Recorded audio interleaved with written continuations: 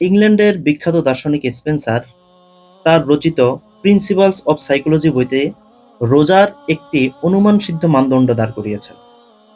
তিনি বলেন যে আদিম যুগে মানুষেরা খুব স্বাভাবিকভাবেই নিজেদের দিক থেকেই খাবার দাবার গ্রহণ থেকে বিরত থাকতো, এবং তারা মনে করত যে তারা যে খাবার দাবার থেকে বিরত থাকছে, এই খাবার দাবারগুলো একটি ঐশী প্রক্রিয়ার মাধ্যমে মৃতদের নিকট পৌঁছে যাচ্ছে।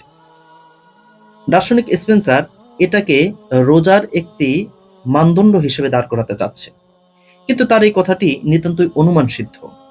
তার এই কথা গ্রহণযোগ্য নয়। বরং এর বিপরীতে রোজার প্রকৃত ইতিহাস কি, কখন থেকে সূচনা হয়েছে, সেটা আমরা দেখব কোরআনুল কারীমের বর্ণনা থেকে। পবিত্র কোরআনে আল্লাহ সুবহানাহু ওয়া তাআলা বলেন, কুতিবা আলাইকুমুস সিয়াম কামা কুতিবা আলাল লাযীনা মিন ক্বাবলিকুম। অর্থাৎ তোমাদের উপর রোজার বিধান দেওয়া হয়েছে যেভাবে এই বিধান দেওয়া হয়েছিল তোমাদের পূর্ববর্তীদের উপরেও। পূর্ববর্তীদের উপর বলতে তাফসিরে রুহুল মাআনিতে এই পূর্ববর্তীর ব্যাখ্যায় বলা হয়েছে যে হযরত আদম আলাইহিস সালাতু ওয়াস সালাম যখন বেহেশতে ছিলেন এবং তাকে নির্দিষ্ট একটি গাছের ফল খেতে নিষেধ করা হয়েছিল, এটিই ছিল রোজার প্রাথমিক ধারণা। এরপর তো আদম আলাইহিস সালাতু ওয়াস সালাম শয়তানের প্ররোচনায় ফল খেলেন। ফল খাওয়ার পর তাকে যথারীতিতে দুনিয়াতে পাঠানো হলো। দুনিয়াতে পাঠানোর পর কোনো কোনো বর্ণনা থেকে জানা যায় তাকে 40 বছর পর্যন্ত রোজা রাখার নির্দেশ দেওয়া হয়েছিল। কোরআনুল কারীমের আলোকে এটাই হলো রোজার প্রাথমিক ধারণা। এরপর যুগে যুগে সকল নবীর উপরেই রোজার বিধান ছিল। হযরত মূসা আলাইহিস সালাতু ওয়াস সালাম তাওরাত পাওয়ার আগে লাগাতার 30 দিন রোজা রেখেছিলেন, এবং তাওরাত পাওয়ার পরেও তাকে 10 দিন রোজা রাখার নির্দেশ দেওয়া হয়েছিল। এছাড়াও হযরত ইদ্রিস আলাইহিস সালাতু ওয়াস সালাম বছর জুড়ে রোজা রাখতেন।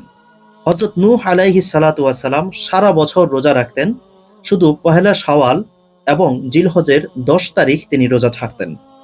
হযরত দাউদ আলাইহিস সালাতু ওয়াস সালামের ব্যাপারেও বর্ণিত আছে তিনি একদিন পর পর রোজা রাখতেন।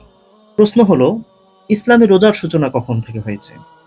সহিহ মুসলিম গ্রন্থের এক হাদিস থেকে জানা যায়, রাসূল কারীম সাল্লাল্লাহু আলাইহি ওয়াসাল্লাম হিজরত করে যখন মদিনায় এলেন, তখন এখানে ইহুদিদেরকে মুহররমের 10 তারিখে রোজা পালন করতে দেখলেন।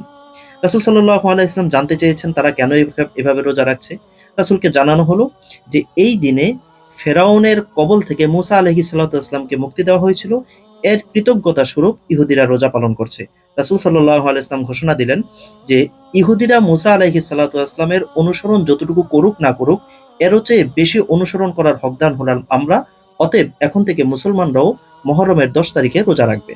এরপর বিভিন্ন বর্ণনা থেকে জানা যায় যে আল্লাহ সুবহানাহু ওয়া তাআলা দ্বিতীয় হিজরির শাবানের 10 তারিখে মুসলমানদের জন্য রমজান মাসের রোজাকে ফরজ ঘোষণা দিয়েছেন, এবং কোরআনুল কারীমে আয়াত বর্ণিত হয়েছে, কুতিবা আলাইকুমুস সিয়াম কামা কুতিবা আলাল লাযীনা মিন ক্বাবলিকুম। অর্থাৎ পূর্ববর্তীদের মতো এখন থেকেও তোমাদের জন্য রোজা ফরজ করা হলো। আসুন আমরা পবিত্র রমজানের সার্বিক পবিত্রতা রক্ষায় সচেষ্ট হই।